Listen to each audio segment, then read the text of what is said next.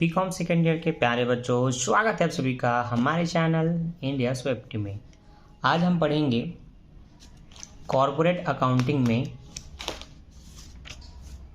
अवशिष्ट याचना या मांग पर बकाया। अभी तक अपने अंशों के निर्गमन पर कैसे कैसे प्रविष्टि होगी और कैसे कैसे खतौनी होगी, ये सब आपने देख लिया है।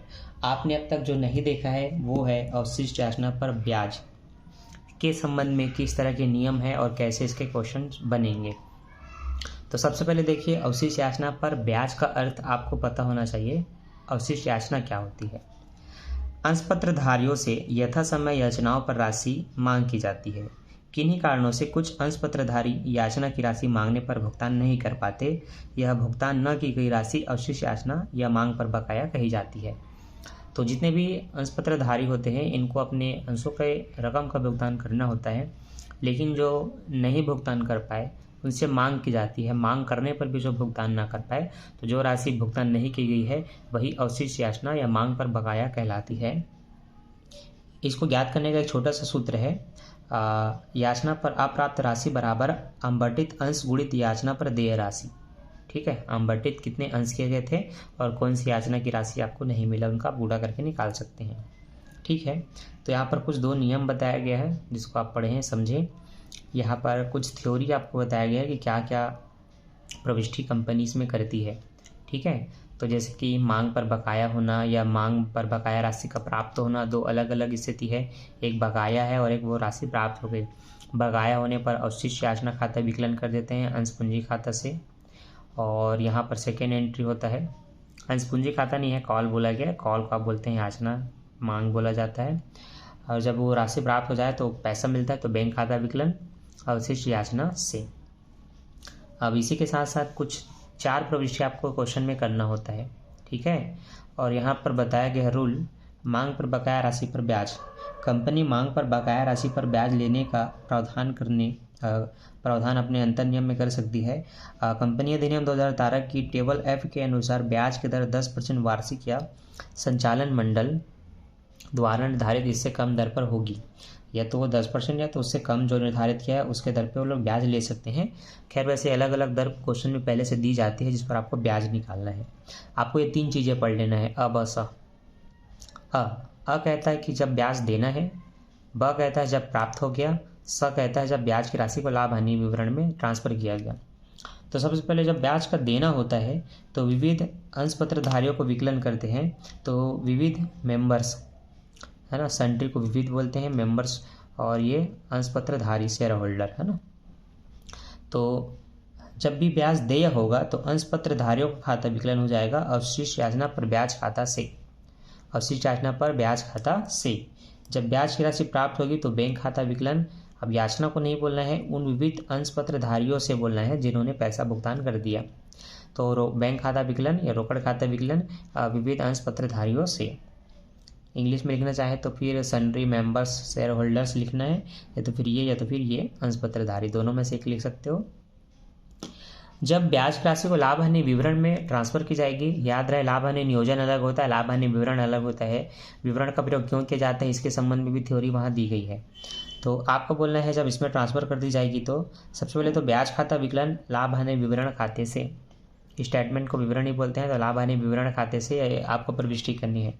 चौथा क्या होगा उस पर भी आपको स्पष्ट पता होना चाहिए रूल, तो वो भी आपको दिखाता हूँ, ध्यान से देखिए। अच्छा, चौथा तो है नहीं, सीधा क्वेश्चन आ गया है। चलो क्वेश्चन आ गया तो हम आपको क्वेश्चन के भी दर्शन करवाते हैं। तो थोड़ा इधर आइए कैमरामैन। ठीक, चलो अब आपको देखना है जी, सबसे पहले अंशों का सममूल्य पर निर्गमन और याचना पर बकाया, ऐसा कुछ हेडिंग आपको क्वेश्चन में मिलेगा, और पूरा क्वेश्चन पढ़ने के बाद आपको समझ में आ जाएगा इसमें अवशिष्ट याचना है कि नहीं। तो सबसे पहले क्वेश्चन को ध्यान से पढ़ना और सुनना। तो अब तक जिन्होंने वीडियो को स्किप करके देखा होगा, अब थोड़ा ध्यान से रुक करके थम करके देख लेना और पूरा समझना, क्योंकि अब क्वेश्चन भी आपके सामने है, इसका सोल्यूशन भी होगा, इसके प्रविष्टि भी होगी, इसकी खतौनी भी की जाएगी, अवशिष्ट याचना की राशि प्राप्त कैसे की जाती है, ब्याज कैसे निकाला जाता है, सब कुछ करने वाले हैं। तो पेन कॉपी भी होगा तो निकाल के बैठो, नहीं होगा तो कोई बात नहीं, बाकी हम अपना पेन कॉपी भी निकालते हैं। एक मिनट यार, क्या हो गया ये टेप ना। ठीक, इसका पेज खाली भर गया, कोई भर गया। ठीक, कुछ कुछ जगह खाली है, उसमें हम कार्यविधि अपना करेंगे। तो सबसे पहले हम देखते हैं क्वेश्चन क्या है। क्रोनिक लिमिटेड ने 10 रुपये वाले प्रत्येक के 10,000 समतंत्र निर्गमित किए, जिन पर राशि आवेदन पर 2.5 रुपये, आवेदन पर 3 रुपये, आवेदन पर 2.5, आवंटन पर 3, मांग पर 2 और शेष जो बचा 2.5 रुपये वो अंतिम पर था। तो 10 रुपये को डिवाइड किया गया 2.5 रुपये और 3 और 2 रुपये मिला के टोटल 10 रुपये।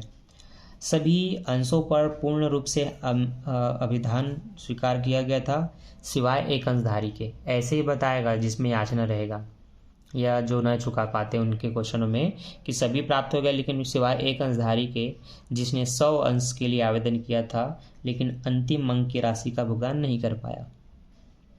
तो देखो हरण किसका होता है यहीं से समझ लो। जिस चीज़ को भुगतान कर चुका है उसका हरण हो जाता है, और जो नहीं कर पाया उसका क्या हरण होगा, वो तो उसी याचना होती है, उसको नहीं मिला बोल करके। तो चलो अभी हरण में नहीं है, अभी हम लोग उसी याचना समझेंगे। तो एक अंशधारी ऐसा था जिसने 100 अंश रखा था और उसने अंतिम अंक के भुगतान नहीं की, लेकिन उसने इस राशि का भुगतान ब्याज सहित 2 माह बाद कर दिया। तो 2 महीने का ब्याज निकलेगा उसके अर्जित राशि पर, ये आपको पता होना चाहिए। तो अंतर नियम के अनुसार याचना की बकाया राशि पर 10% की दर से ब्याज प्राप्त है। तो ब्याज की दर भी आपको मैंने बोला था, स्पष्ट बता दिया जाता है, क्वेश्चन में बता दिया 10%। तो सभी लेन देनों के लिए आवश्यक रोजनामचा प्रविष्टि करें।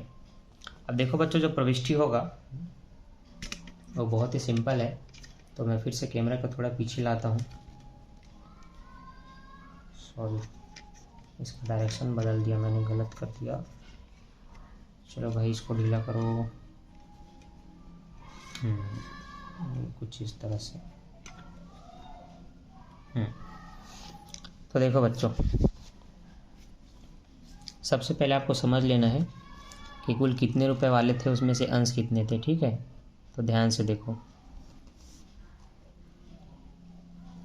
10 रुपये वाले थे, 10,000 समता अंश थे। ठीक है, 10 रुपये वाले 10,000 समता अंश थे। तो इसमें ध्यान देना, जो आवेदन था वो 2.5 रुपये था, जो आवंटन था वो 3 रुपये था, जो प्रथम मांग था वो 2 रुपये था, पर जो अंतिम मांग था वो भी 2.5 रुपये था। सभी को 10,000 अंशों से सब गुणा करेंगे ना, तो देखो क्या राशि निकलती है।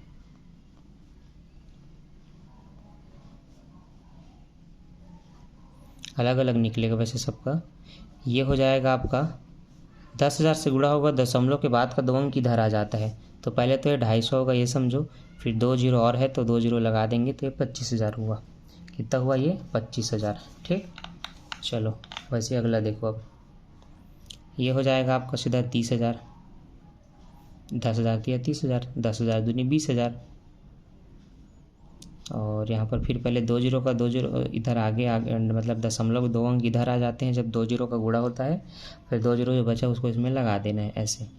तो ये आपका 25,000 हो रहा है। ठीक है, तो आपको राशि पहले पता होनी चाहिए किसकी कितनी है, और उसके हिसाब से आपको प्रविष्टि करना है। तो अब देखो जर्नल एंट्री।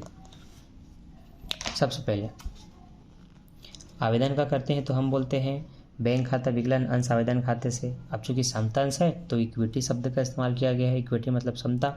तो बैंक खाता विकलन समता अंश आवेदन खाता से 25,000 रुपये, जो कि आपको पता है इसका 25 ही निकला है। फिर अंश समता अंश आवेदन खाता विकलन समता अंश पूंजी खाता से 25,000 रुपये। ठीक है, ये क्लियर है। आगे बढ़ते जाते हैं, देखना धीरे धीरे। अब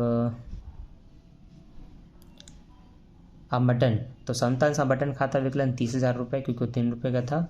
समता अंश पूंजी खाता से 30,000 रुपये, ये दोनों प्रविष्टि उसी की है। अब ये उसके बैंक का, तो बैंक खाता विकलन समता अंश आवंटन खाता से 30,000 रुपये। ठीक है, कारण आपको पता है, मैंने फर्स्ट वीडियो और सेकेंड वीडियो में कारण समेत आपको प्रविष्टि बताया था। आप वही कारण लिखेंगे कॉमन तरीके से। जिनको इंग्लिश में लिखना होगा प्रॉपर इंग्लिश में लिखो, कोई दिक्कत नहीं है, बल्कि आपके लिए अच्छा है। अब आपका प्रथम मांग, तो अंश प्रथम समता अंश प्रथम याचना खाता विकलन अंश पूंजी खाता से, समता अंश पूंजी खाता से, फिर बैंक खाता विकलन समता अंश प्रथम याचना से 20-20 हज़ार रुपये, क्योंकि ये 2 रुपये का था। अब आपका जो अगला है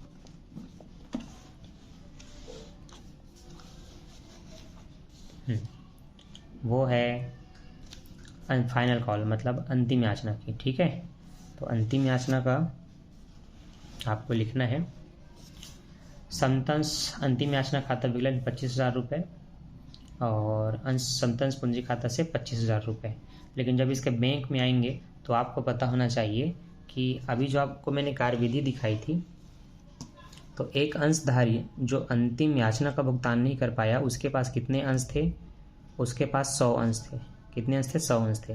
देखो, सभी ने 10,000 अंशों से गुणा किया और अपने अमाउंट को निकाला, लेकिन यहाँ पर आपको ये समझना है 100 अंशों के धारक ने चुका नहीं पाया, मतलब इसमें से केवल 9,900 अंशों का चुकाया गया, जो कि 2.5 रुपये का था।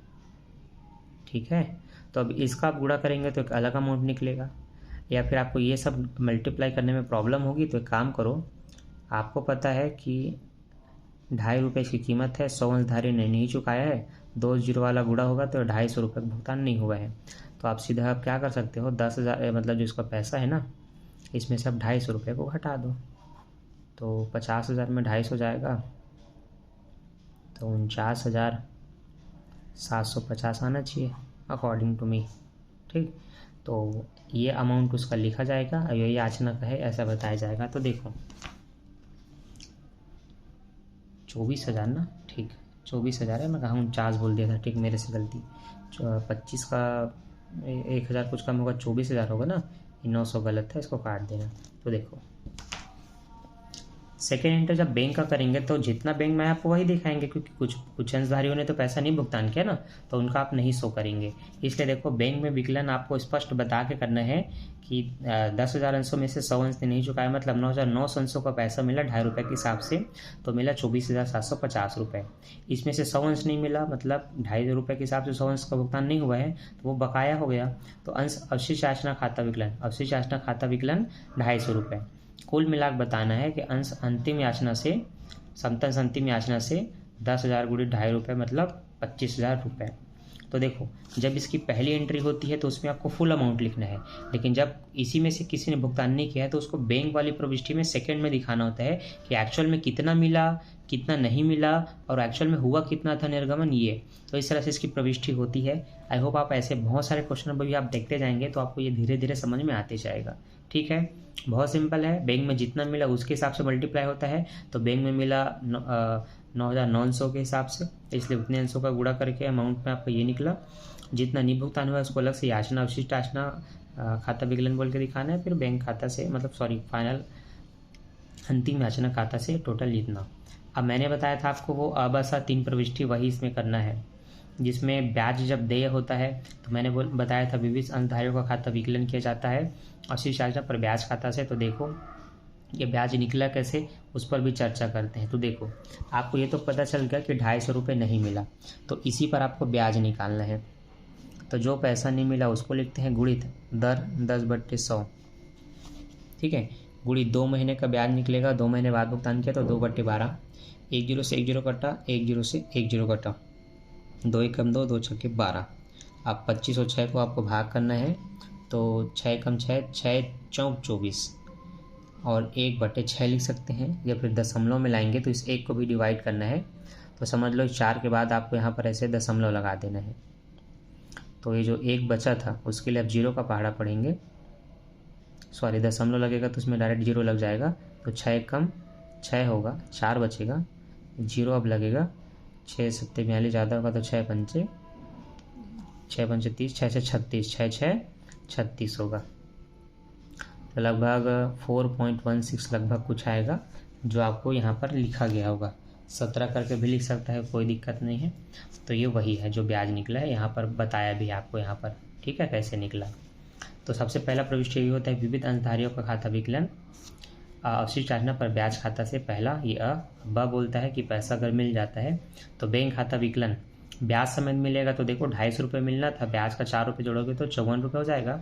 तो बैंक खाता विकलन 54 रुपये 17 पैसे, जिसमें से अवशिष्ट याचना से आप बताएंगे 250 रुपये, और विविध अंशधारियों से कितना रुपये उनको ब्याज कितना देना पड़ा, 4 रुपये 17 पैसे। फिर जब इसको लाभ हानि में ट्रांसफ़र करते हैं तो अवशिष्ट याचना पर ब्याज खाता विकलन लाभ हानि विवरण खाते से ये 4 रुपये ब्याज को बस दिखाना है। तो ये कुछ इस तरह से होती है। पहले अंशधारियों को विकलन किया जाता है अवशिष्ट याचना पर ब्याज से, फिर बैंक में मिलता है तो बैंक खाता विकलन अवशिष्ट याचना से और अंशधारियों से कितना मिला, फिर उस पैसे को लाभ हानि में ट्रांसफ़र करते हैं तो अवशिष्ट याचना पर ब्याज विकलन लाभ हानि विवरण से। तो इस तरह से आपकी प्रविष्टि होती है। अब इसके बाद खतौनी शुरू होगी।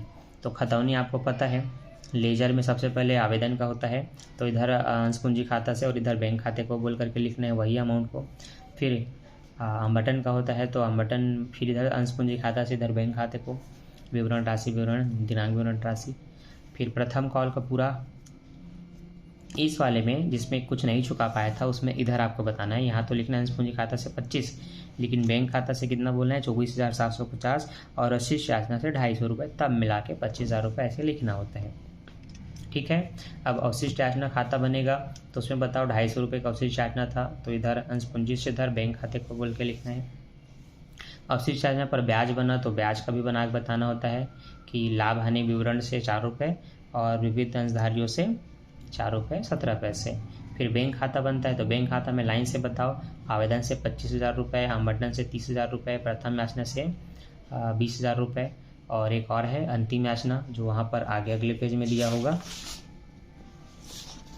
ये देखो, तो यहाँ पर बताना है कि फाइनल अकाउंट है ना, अंतिम याचना से 24,750 और उस पर अवशिष्ट याचना से 250 रुपये और ब्याज, तो ब्याज को ब्याज ना बोल करके विविध अंशधारियों से 4 रुपये 17 पैसे, कुल मिला के हुआ 1,04 रुपये 17 पैसे। इसी को यहाँ पर इस साइड में बताया है, शेष ले गए 1,04,417। ठीक है।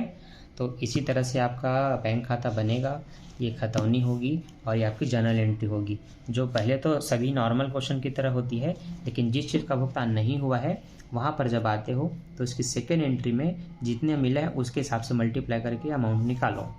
आई होप आपको क्लियर पता चल गया होगा। तो ऐसे अवशिष्ट याचना के क्वेश्चन बनते हैं। तो कॉर्पोरेट अकाउंट में आज हमने सीखा अवशिष्ट याचना, ऐसे हम इसके सभी टॉपिक को सीखेंगे, हरण को सीखेंगे, हरण का पुनर्निर्गमन सीखेंगे, अति अभिधान, अल्प अभिधान, सबको सीखेंगे।